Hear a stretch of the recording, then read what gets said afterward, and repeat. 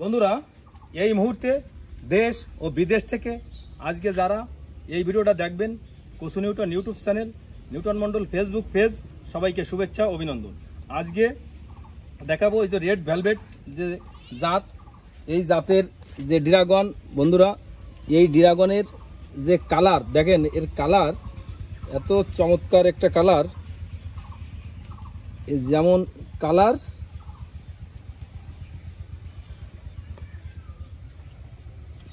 খেতেও এরকম সুস্বাদু একটা ফল। জৈব সার দিয়ে তৈরি, একদম কোনো কেমিক্যাল ছাড়া। বন্ধুরা, এই হচ্ছে এক পেকে গেছে, আবার এই ফুল হয়েছে, আবার একটা ফুটে গেছে।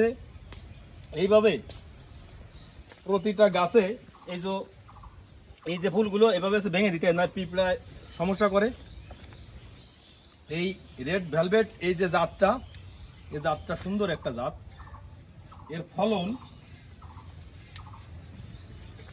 6 থেকে 8 মাস পর থেকে ফলন আসে। আর এই নতুন যে ডালগুলো এইভাবে কেটে দিতে হবে, তা নাহলে ফলনের সমস্যা হবে। বন্ধুরা দেখেন কিভাবে ফল হয়েছে, প্রতিটা ডুগায় 2, 3, 4 করে ফল আছে। ড্রাগন চাষ খুব ব্যয়বহুল একটা চাষ। অনেকদিন ধৈর্য ধরে বসে থাকতে হয়, টাকা ইনভেস্ট করে 1 বছর বসে থাকার পর থেকে হচ্ছে এর প্রোডাকশান শুরু হয়। আর বাড়ি যারা ড্রাগন বাগান দেবেন, নিজেরা হচ্ছে সুন্দরভাবে পিলার বাড়ি তৈরি করে নেবেন।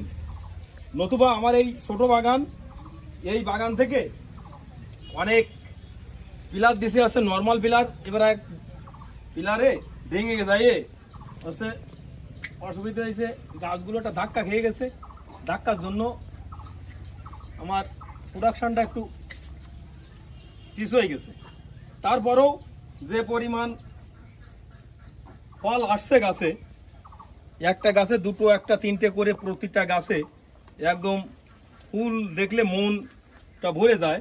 তা জৈব সার দিয়ে যেমন আছে ভার্মি কম্পোস্ট, গোবর, ট্রাইকো কম্পোস্ট, সরিষার খোল, তারপরে হচ্ছে কচুরি পচা, বন পচা, এই সমস্ত দিয়ে সুন্দরভাবে তৈরি করলে এই ড্রাগন চাষে কোনো লস নেই।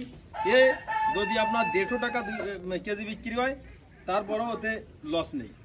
আপনারা বেশি বেশি করে ড্রাগন চাষ করেন, দেশের ফলের চাহিদা মিটান। কারণ দেশে প্রচুর ফলের চাহিদা। বর্তমান বাইরের থেকে কোনো ফল এক্সপোর্ট ইম্পোর্ট হচ্ছে না।